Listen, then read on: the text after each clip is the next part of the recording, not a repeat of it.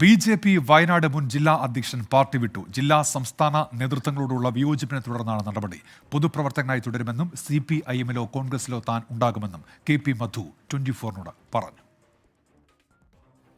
പാലക്കാടിന് പിന്നാലെ വയനാട്ടിലും BJP-യിൽ കൊഴിഞ്ഞുപോക്ക്. ജില്ലാ സംസ്ഥാന നേതൃത്വത്തിന്റെ അവഗണനയിൽ പ്രതിഷേധിച്ചാണ് മുൻ ജില്ലാ അധ്യക്ഷൻ KP മധു BJP വിട്ടത്. കടുത്ത ഭാഷയിലുള്ള വിമർശനമാണ് BJP നേതൃത്വത്തിനെതിരെ അദ്ദേഹം ഉന്നയിച്ചത്. രണ്ട് വശത്ത് നിന്നുകൊണ്ട് നല്ല ഉഗ്രൻ തമ്മിലടിയാണ്. അപ്പോൾ എന്ത് പ്രതീക്ഷിച്ചാണ് ഇതിനകത്ത് നിൽക്കേണ്ടത്?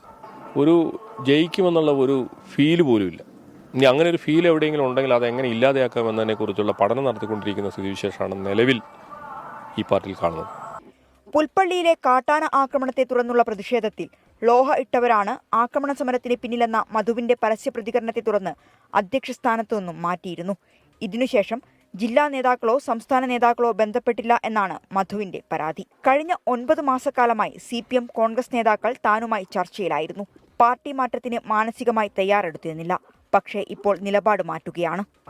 എനിക്ക് ഫേവറായിട്ടുള്ള അത് ഇന്നയാണെന്നൊന്നും ഞാൻ പറയുന്നില്ല. ഫേവറായിട്ടുള്ള ആരുടെ കൂടത്ത് വേണമെങ്കിലും പോകാം. ഇവിടെ കഴിഞ്ഞ 9 മാസക്കാലമായിട്ട് കോൺഗ്രസിൻ്റെയും CPM-ൻ്റെയും നേതാക്കന്മാർ എന്നോട് സമീപിച്ചിട്ടുണ്ട്, എന്നോട് ചർച്ച നടത്തിയിട്ടുണ്ട്.